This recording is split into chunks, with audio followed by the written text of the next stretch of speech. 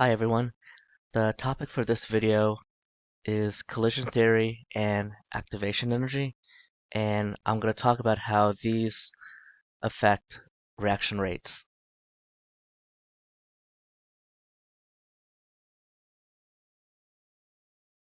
Let's start out with a little cartoon of these two molecules reacting with each other.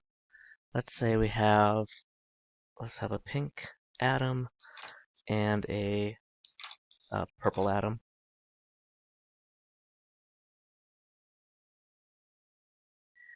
Reacting with another molecule that also has a pink atom, and let's put 3 purple atoms around them. If my reaction between these two molecules give me two molecules of this, how do these two molecules have to collide? The stoichiometry, or the number of atoms, works out. We have 4 purple, 2 pink, and on the right 4 purple and 2 pink. And if the collision happens to be this,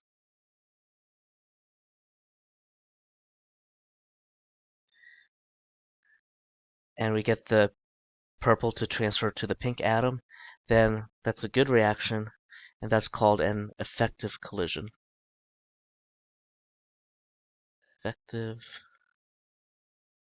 collision.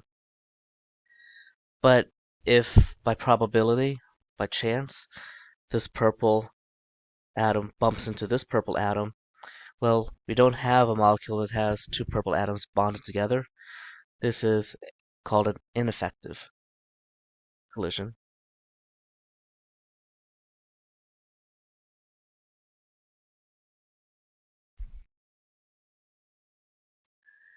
So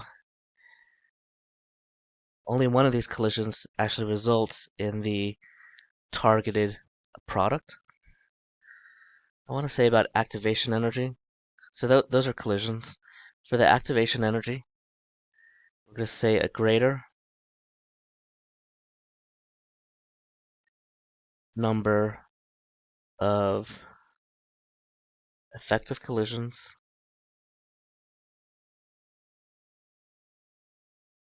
with the right, or the minimum amount of energy required to run the reaction, which is called the activation energy. So with the required activation energy, I'll define this in just a bit. A greater number of effective collisions with the required activation energy leads to higher reactive rates. Leads to higher reaction rates. And I'll abbreviate reaction with RxN. Okay. Back to collision theory. Collision theory, there's a very simple equation that describes the relationship between rate and number of collisions. So collision theory says that the rate is proportional to the number of collisions divided by seconds. Rate, remember, is typically in molarity per second, and the rate will go up if you have more collisions per second. Now, let me get back to activation energy.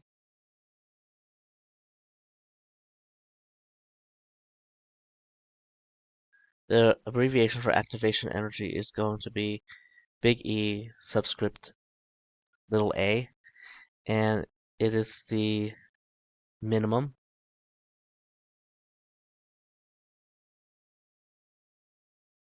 amount of energy required to initiate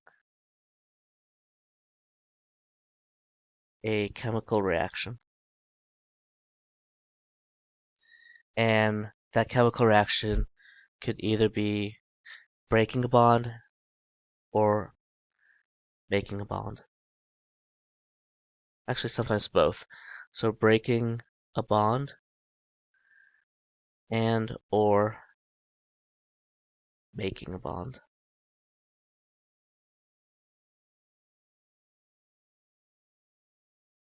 All right, let me draw a reaction coordinate diagram. You may have seen these before. This is called a reaction or ordinate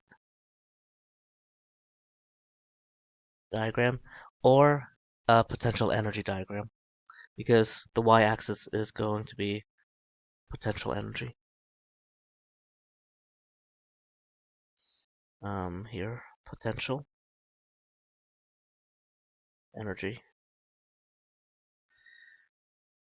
Over here, we could say progress of the reaction or time. I'll just say progression of reaction, going from left to right. And pretty simple, we would have starting material or the reactants. I'll put them up high, actually. They could be high or low.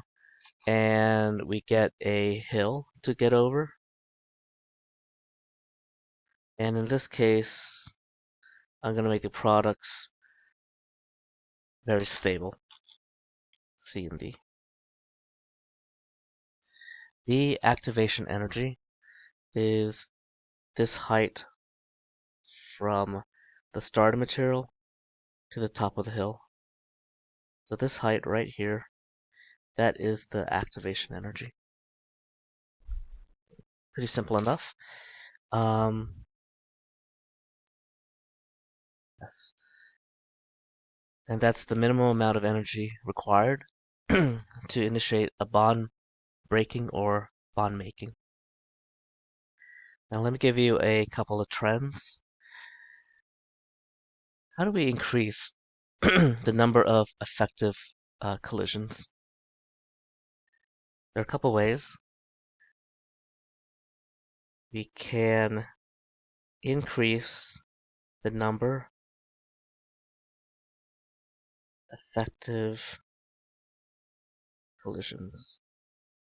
The first way is raising the temperature. And actually, let me put a little added requirement here. Can raise the number of effective collisions that surpass the activation energy by a couple ways. First way is to increase temperature. Give the molecules more kinetic energy by which to hit each other with, and the higher the kinetic energy, the higher the energy of the collision. Thus, that collision will surpass the activation energy to make or break a bond. Next is to actually increase the surface area of the reactants.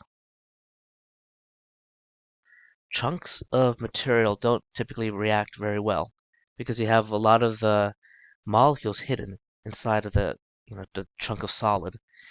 But if you can make it into a fine powder, you have more chances of that compound interacting with compounds in the, for instance, solution.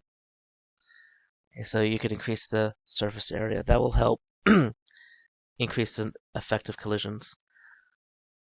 Basically, if you could have a chunk and you have collisions with reactants in the solution, but if you make everything a fine powder, you could have those chunks broken up to react with, again, a reactant in solution. That's much more efficient. Next, raise the solubility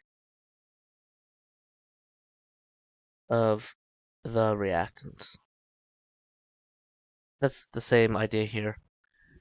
Okay, the more soluble the reactants are, chances are the higher the number of effective collisions. You get very intimate mixing if all reactants are soluble, whether it be in liquid or in gas.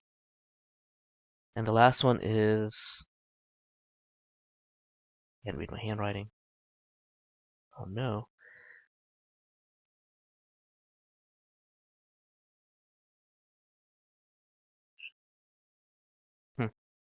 Oh, raise the concentration of the reactants.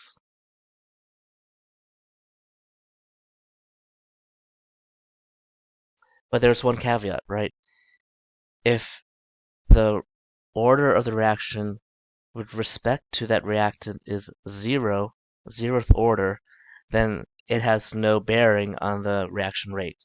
So the disclaimer is if the reactant is not zeroth order.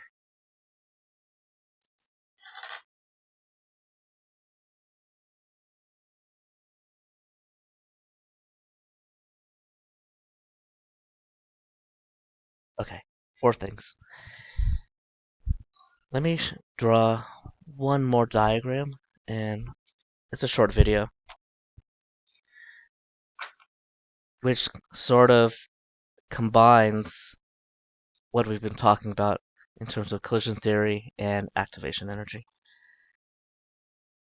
And that's going to be a distribution graph showing how many molecules surpass this activation energy. On the y-axis is going to be number of collisions, and on the x-axis is going to be collision energy.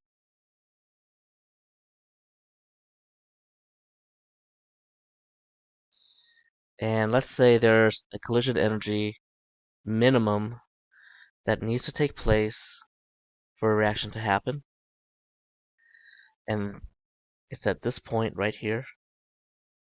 That's going to be the activation energy. All right. We run the reaction at a temperature, given temperature, and we get a distribution of molecules that look like this.